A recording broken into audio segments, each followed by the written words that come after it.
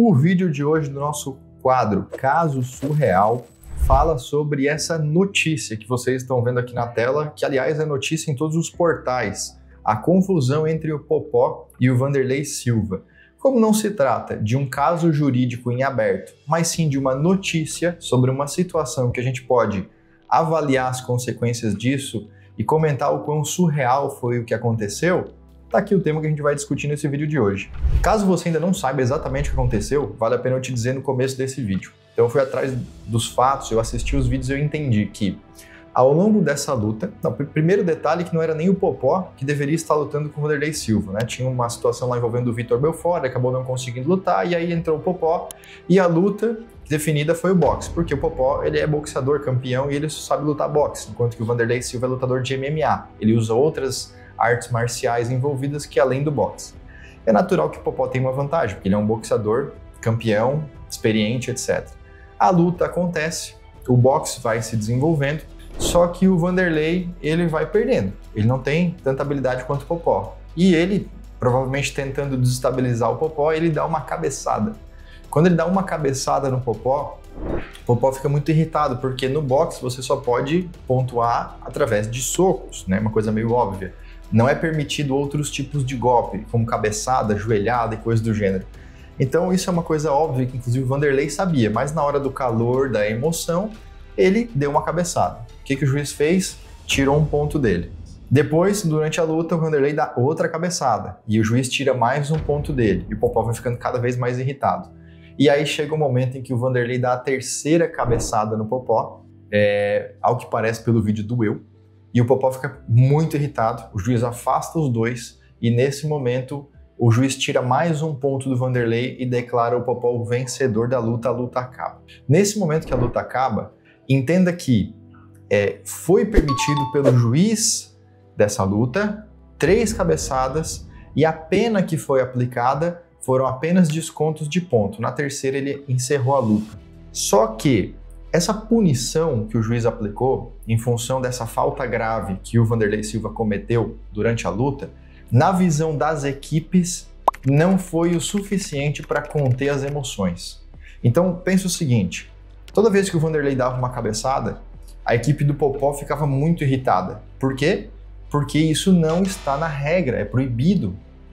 Aliás, a regra diz que é proibido dar cabeçada.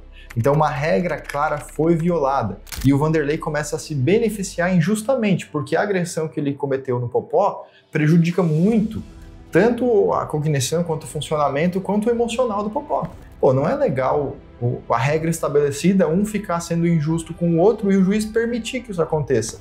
E o juiz permite porque ele dá uma punição muito leve.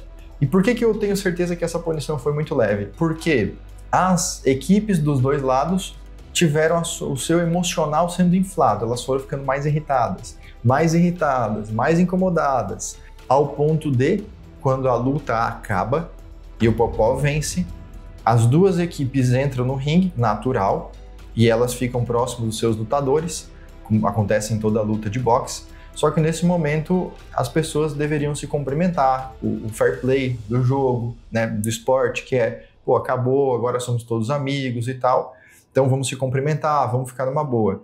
Mas as equipes subiram tão irritadas que uma pessoa da equipe, aí não sei quem que foi primeiro, foi tirar satisfação com a outra e logo nessa tirada de satisfação, um primeiro soco aconteceu.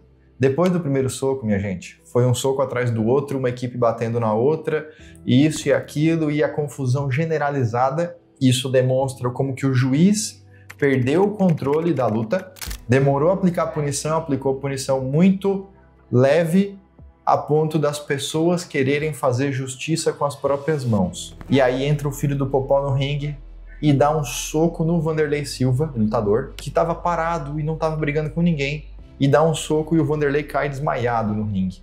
E aí a briga se intensifica. Então, foi uma confusão muito feia, foi um exemplo muito feio para o esporte. Esporte esse que sim, ele é de luta, mas ele exige que no final as pessoas consigam separar a emoção da razão, apertem as mãos, reconheçam quem foi melhor, reconheçam quem é pior, tenham humildade, abaixem a sua emoção. Só que o meu ponto para você ao comentar esse vídeo, você deve ter percebido toda essa história que eu contei até aqui, ele mostra que nas relações humanas, na sociedade, quando existe regra, mas ela não é cumprida, e o juiz não aplica a punição adequada, a punição pesada, a punição a ponto da pessoa parar de fazer aquilo, ou ela ter uma penalidade tão intensa a ponto de ela não fazer mais ou aquela situação acabar, a luta poderia ter acabado na segunda cabeçada ou na primeira. Provavelmente essa confusão não teria acontecido. O juiz poderia chamar seguranças para ficar já próximo dos lutadores antes de encerrar a luta, entende? Então tudo isso que aconteceu, e outra, seguranças treinados para separar a briga, mas não para entrar na briga e dar soco. Então todas essas fragilidades que aconteceram resultaram nessa confusão que virou notícia que a gente está comentando, entende? Eu quero te mostrar ao longo desse vídeo que o sentimento de injustiça, a agressão e as pessoas que tentam fazer justiça com as próprias mãos são a última consequência de algo que foi mal preparado. Mal preparado. Quando falta regras, cumprimento das regras e segurança jurídica, as pessoas querem fazer justiça com as próprias mãos. E eu não estou falando só da luta. Eu estou falando de diversas situações que a gente vive no Brasil hoje.